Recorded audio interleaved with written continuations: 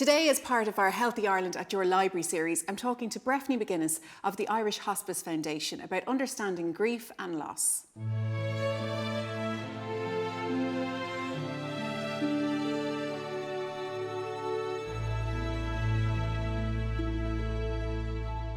So Breffni, can you let me know your work with the Irish Hospice Foundation, what it is you do? Sure. I work in the area of bereavement with the Irish Hospice Foundation, and that's one of our key areas. A lot of people will know hospice for helping people when they're dying and supporting their loved ones. And I suppose a key part of that is supporting people after the person dies, and that's the area of bereavement. And we have a particular section in the Hospice Foundation which deals with this, and that's the area that I work in. And would you be helping people before the death to prepare for that grief? Yes, and that's a really good question, because bereavement begins before the person dies and continues through the person's death and afterwards. So we would work with people all through that time, both before, at the time of death and afterwards as well. And Breffni, what is the end goal of grieving? So the goal of grieving, Clare, is really about learning to live with the death of my loved one. It's really about helping me to integrate that person into my life in a new way. It's not about getting over that person. It's not about fixing my grief. It's not about getting rid of my grief. It's about how can I bring this person with me in a new way and relate to this person in a new way. They're no longer physically present. They are now dead, but they're still alive with me and through me. So the goal of grieving is to help people to learn to live with the loss in their life in a new way. It's an uncomfortable conversation to have, and I can understand why, but we should become more comfortable talking about death and grief, because it's one of the most certain things in life. Yeah, I think that's a really good point. It is difficult to talk about death. Most of us get up in the morning, we don't think we're going to die, and yet the reality for many people today in Ireland is that they will die. So that's a difficult area to speak about, and it's difficult for loved ones to speak about it. And yet, as you've said, if we can speak about it, it makes it easier for both the person themselves and for those excuse me, who are close to them. So how should we talk about it? Should we let everybody know what our preferences are? Should it be breakfast table topics? It would be wonderful if it was breakfast table topic. I think we should take whatever opportunity might arise. It might be at the breakfast table, it might be out on a walk, it might be at a quieter moment with somebody. But I think the really important point would be to talk about our preferences, to talk about death, to talk about maybe what we would like for ourselves and what we wouldn't like, and so that people know that beforehand. Because what can happen is if we don't have those conversations and somebody gets ill, we tend to then become quite, I suppose, emotional, and that's natural. We're trying to deal with the situation, but what often goes out the window then are maybe the kind of quieter conversations around what would you really like, what would be helpful for you, what would make a difference to you. And if we know that beforehand, we can act on that, we can do those things. For example, I may want to hear relaxing music, a particular type, I may want to hear rock music, but if I haven't had that conversation with my loved one, they won't know about it. And then what tends to happen is people make decisions for us, if we're the person who's dying, which mightn't be actually our preferences. So it's really important to engage. It's a difficult topic. We don't like talking about it. And I suppose that goes back to a kind of fear that most of us, including myself, would have around dying. And it is that's a topic that we kind of keep at arm's length. But the reality is that all of us are going to die at some point. And if we can talk about it to the ones closest to us, let them know what it is that's important for us, and also put in place the things that we need to do around our own affairs. That can be really important, particularly if we have children, if we want to make sure that they're looked after. It's really, really important that we can say, well, look, okay, I have this illness, I may be dying. How can I put in place what I need to put in place for my children, for my other loved ones, for my friends that are important to me. These are really, really difficult conversations, and we really find it very hard to go there. I suppose what we in the hospice would try and encourage is people to acknowledge the uncomfortableness, but take a step over that and actually open up around those topics. And so what is grief? What is the definition of grief? Well, grief, very simply, is losing someone or something that's significant to me. And that's the key for understanding our own loss and understanding the loss of somebody else. What's the significance of the loss for that person? So my mother might die. I have 2 sisters. Each of us will experience different grief around my mother's death. Why? Because we're different people. We're at different points in our lives, and we experience her death differently. I have a different relationship with my mother to my older sister. I'm the youngest in the family. So even the same death of a person in a family will be experienced differently by different members of that family. And that's sometimes what kind of give rise to tensions. In families, let's say, again, if I give the example of my mother dying, we might expect that my grief is going to be the same as my sister's grief or my aunt's or my uncle's grief. And it's not. It's different because we're different people. So grief is essentially coming to terms with a change in our lives. That's essentially what grieving is. It's adjusting to change. And that change is very profound when it's somebody who dies. Because when somebody is with us and they're around us, we don't notice what it would be like if they weren't there until they're gone. It's like that hindsight that we have when somebody's gone and we realize, my God, I didn't realize I missed this person so much. And I suppose the message we'd like to give to people is that grief is normal. And we have to be very patient, very kind, very gentle with ourselves around our grief, understanding that somebody who has been a major part of our life and is no longer here, that leaves a hole inside of us. And that hole takes a while to learn to live with. And I don't say get over, because it's not about getting over our grief. It's about learning to live with the loss in our lives and growing our lives in relation to that loss. So it's not a negative thing, but grieving does take time, and it takes time to adjust. So one of the most important things that we would say to anybody who is grieving themselves, or anybody who may be supporting somebody who is grieving, is firstly, be very gentle, be very kind, be very patient with yourself. Allow your feelings. And with grief, we've got a range of feelings that can come at us from all different sides. Some of them might surprise us. So certainly we may feel sad, we may feel upset, we might feel angry, we might feel guilty that we haven't done enough for our loved one. We might feel regret. And again, when somebody dies, we gain a clarity about that person that we don't have when the person is alive.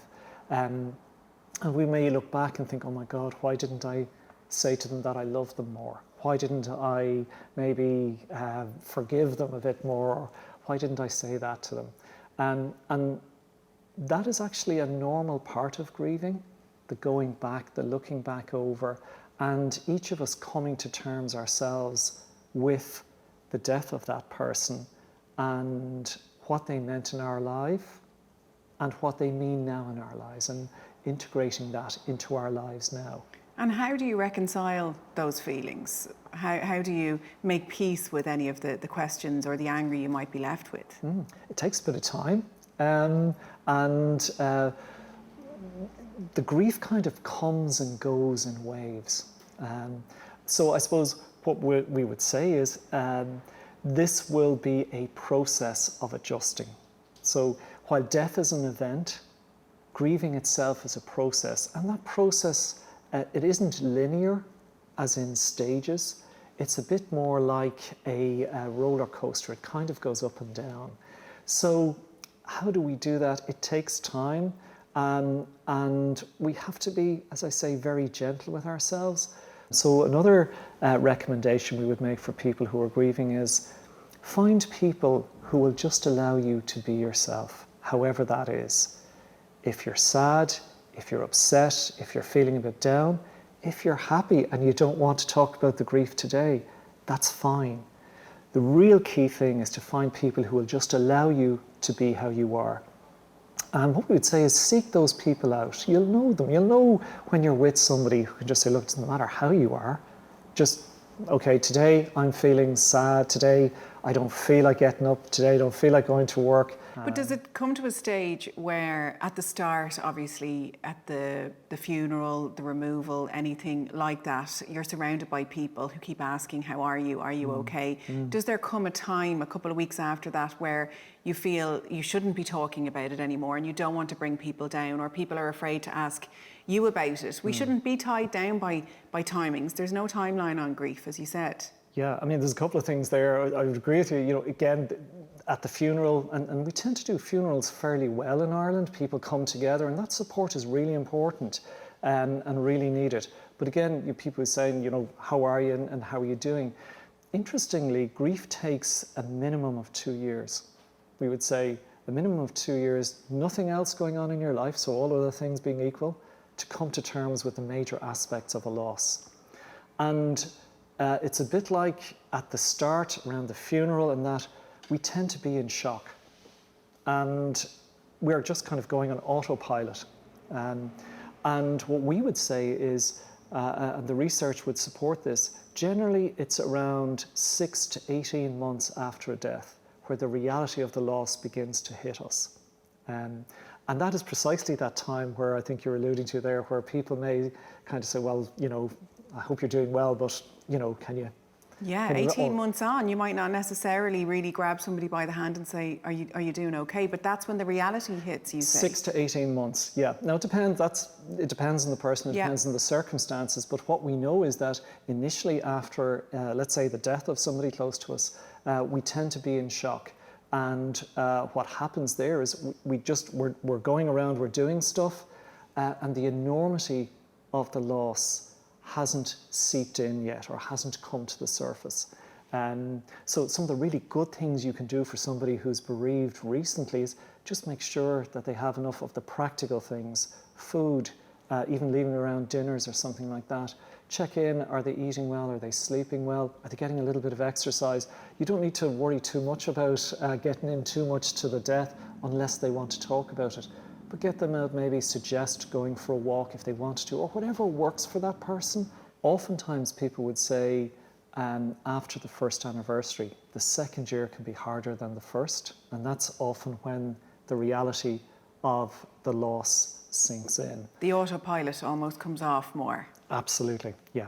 The autopilot comes off. We probably have got through the first couple of months and all of the funeral and the adjusting, and we're doing our best, and maybe we've got a bit of rest and we're beginning to come back to ourselves, and the reality of what my life means now without this person comes more to the surface. That's why it's really good if you're supporting somebody who's bereaved to check in, particularly around anniversaries or key times of the year, things like Christmas time, Easter, holidays, anniversaries of any type, if it's a birthday or a wedding anniversary, depending on the relationship you have with the person. And what's a good thing to say? Because it's very hard to know what the right thing is. So is there a wrong thing to say? I suppose maybe if we look at it in terms of, is there a right thing to say first? The right thing would be if the person hadn't died. So what we would say to people is, don't beat yourself up trying to find the perfect thing to say. Be yourself, be authentic. It's absolutely okay to go up to somebody and say, I really don't know what to say to you. I just want you to know that I want to support you. And at times like that, I think what's really important is that people get a sense from us of our humanity and our support for them. Don't be too worried if it comes out a bit clunky. If you can, try and avoid certain things. Be aware maybe that we might feel uncomfortable, we might be struggling to find something to say. What I would say is take the risk and say something. Try and think of, how can I help this person? And if I'm really, really stuck, say, look, I just don't know what to say. I'm really sorry. Sometimes silence can be very good as well. Our presence with somebody can be really, really telling and really, really supportive. Just knowing that somebody is there and is acknowledging that this significant event in your life has happened. I think sometimes we forget to just listen, and it's coming from a good place that you want to say, why don't you try this? Have you considered that? Oh, I have a similar story.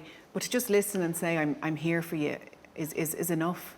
That's a really good point. And if people were to take one thing from this series, I suppose it would be to listen to somebody who is bereaved.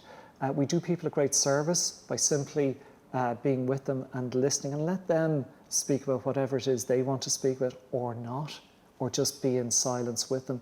Absolutely, listening is a really, really important part. If a death occurs suddenly, that's more difficult. We don't have a chance to say goodbye.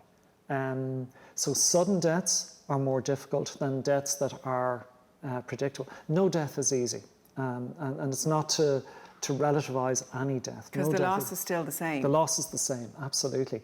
But what we do know is that when a death is unpredictable, that makes it much tougher. Violent, traumatic deaths are also more complex.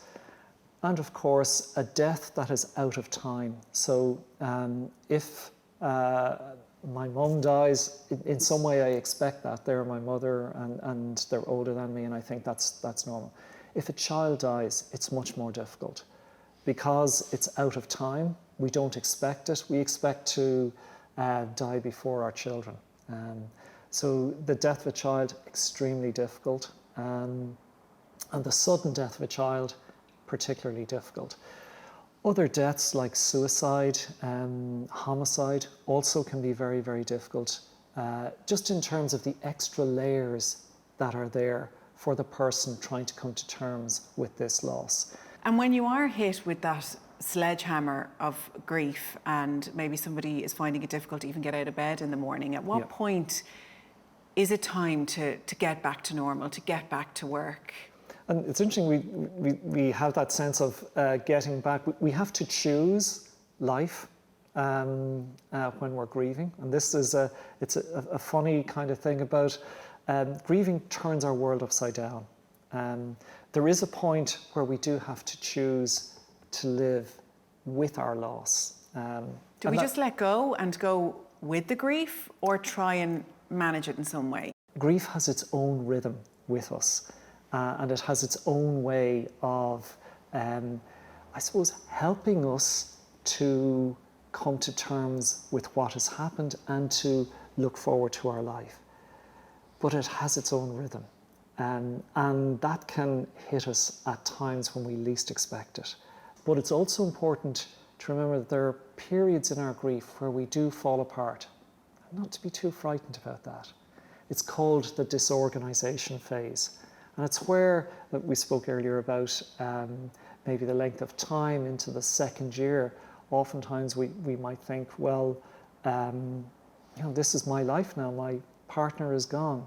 What do I do now? And there's that period of disorganization where what was normal before, I realize is now gone. And now I've got to look at what's my new normal. How do I adjust to what am I going to make my new normal? That leads us in, if you like, to looking at how do we actually cope with our grief, and are there models that we can use for understanding how the grieving process works? One of the models that is very helpful is a model called the dual process model. And what this tells us is that all of us are hardwired to cope with grief. And there are two types of coping that we do. We have what we call loss coping and restoration coping. Loss coping is where I'm coping with the person I've lost. It's where I miss the person, where I get what we call bursts of grief, or a grief burst. And a grief burst is where I'm walking along, going about my business maybe a couple of months after the person has died, and suddenly I hear a song on the radio, I smell cut grass or something, and it just triggers the grief for me. And that's what we call a grief burst. And a grief burst is normal. And if you're coping with loss and suddenly you find that you're just taken off or taken back into the grief, don't panic. It's normal. Just stay with it, and the grief burst will pass. And that's part of the loss coping. The second type of coping that we do is what we call restorative coping, or dealing with my life now as a result of this loss. And that's about adjusting to my new life circumstances. It means doing new things. So for example, my mother died. She was the place where our family gathered. After her death, part of our restorative coping was finding a new place where our family would gather. And that happened to be my sister in New York. She took on that role. And you mentioned a change in circumstances and getting your head around that. So can you be in grief for somebody if they haven't already died, if they're ill, if something changes in your life? Yes, and we can experience grief when, let's say, we know somebody is ill or they may possibly be dying. That's what we would call anticipatory grief. Or if somebody moves away, or our life situations change, relationships. Can you experience grief without death? Absolutely, and particularly, yes, without death, yes, you can, is the answer to that. And again, the key here is, what's the significance of the loss for me? We absolutely can experience grief over losses that are not death. As you've pointed out, it could be changing your life circumstances, it could be moving to a new country, it could be changing a relationship, anything like that, absolutely. And even things like infertility can be a huge loss for people. And some of those losses become hidden. In other words, we don't speak about them because we feel if we do, we mightn't get the support. And do men and women experience grief differently? That's a very interesting question, because traditionally we would have thought that men and women would experience and express their grief differently. Traditionally, there would be a sense that women would be looking to the support of other women whom they might cry openly or express their emotions openly. And traditionally, we might have thought of men as, well, they might appear strong, they might deal with it on their own, they mightn't talk about it. But interestingly, we would talk about grieving styles rather than grieving being gender-based. And what we mean by that is it's a bit like there's two ends of a spectrum. On one end of a spectrum, you have what we call intuitive grieving. And intuitive grieving is generally associated with the feminine. And that is, an intuitive griever feels their grief. And they experience it the same way as a man would, but they express it through their feelings and their emotions openly and with others. That's intuitive grieving. On the other end of the spectrum, we have what's called instrumental grievers. And an instrumental griever, this is generally associated with the masculine, an instrumental griever does their grief. So intuitive griever feels their grief, instrumental griever does their grief. They work through their grief through activity or action, generally on their own. And it's like you have two ends of a spectrum. And most of us are a little bit of a mixture of the two, but generally with one dominant. The really interesting bit is you can have men who are intuitive grievers, and you can have women who are instrumental grievers. And that presents a real challenge for women who are instrumental grievers. That is, women who do their grief rather than feel their grief. And what that means is they tend to deal with their grief on their own. They don't need or seek out the support of others. They put their grieving into activities. There is a societal expectation on women not doing that. And that can create a bit of a problem for women who are instrumental grievers. Likewise for men who are intuitive grievers. So we have expectations about how people should grieve. Interestingly, in the Hospice Foundation, with the bereavement support that we provide, the maximum amount of men that we have had, either in our bereavement support groups or in our support line, is 20%. So I've been working in this area for over 15 years. Never more than 20%. What we will find is men will call in and say, am I going crazy? I'm experiencing this. And if you talk it through with them and say, thanks very much, that's great, and they're sorted at that moment. So it's that bit of, am I okay? Am I going nuts? Or whatever. We do find that more women engage with the, let's say, bereavement support groups. Of course, we're living in very different times at the moment. COVID-19 has really affected the way people grieve, everything from funerals to being at the deathbed of somebody has changed. Yeah. What's your advice to people at this time? The advice would be to reach out to people who are bereaved at the moment, especially now during COVID-19. It has put an extra layer onto people in terms of death and grieving. Key advice would be reach out, contact, whether that's by text, by phone, or indeed by letter. Really, really important, make contact. Because what we know really helps people who are bereaved is social support. And that's one thing that's been really challenged through COVID-19, where we can't access as easily the support, the moral support of neighbours, of friends. It's more difficult to do. We're socially distanced. Even the whole thing of physical touch. You know, one of the things that you often find people need when they're bereaved is actually to feel the touch of a hug or a safe touch that just says, I'm here for you. The squeeze of the hand. The squeeze of the hand. And that's so much more difficult now with COVID. Also, we have the added complication of people not being able to perhaps be present to offer their condolences, to show their solidarity or support to somebody who has died.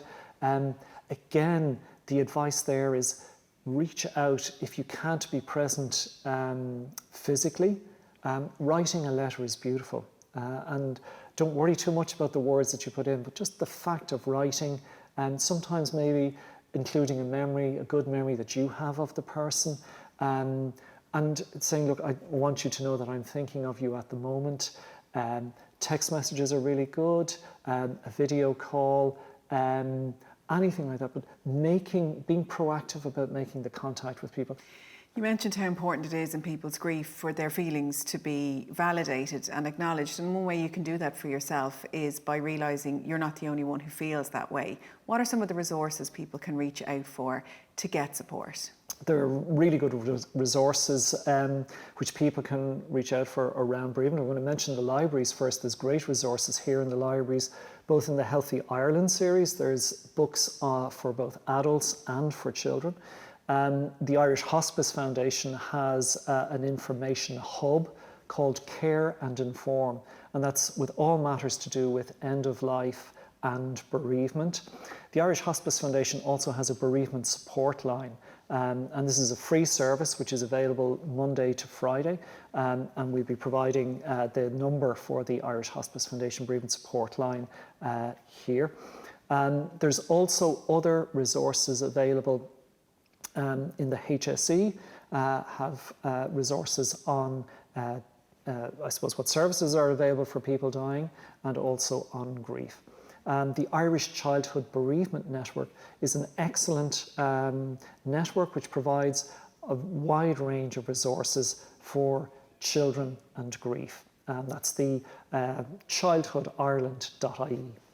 Well, I did read a really good line that you can't have grief without love. And I think it's quite comforting for people to know that if you're feeling the grief, it's because you had a great love.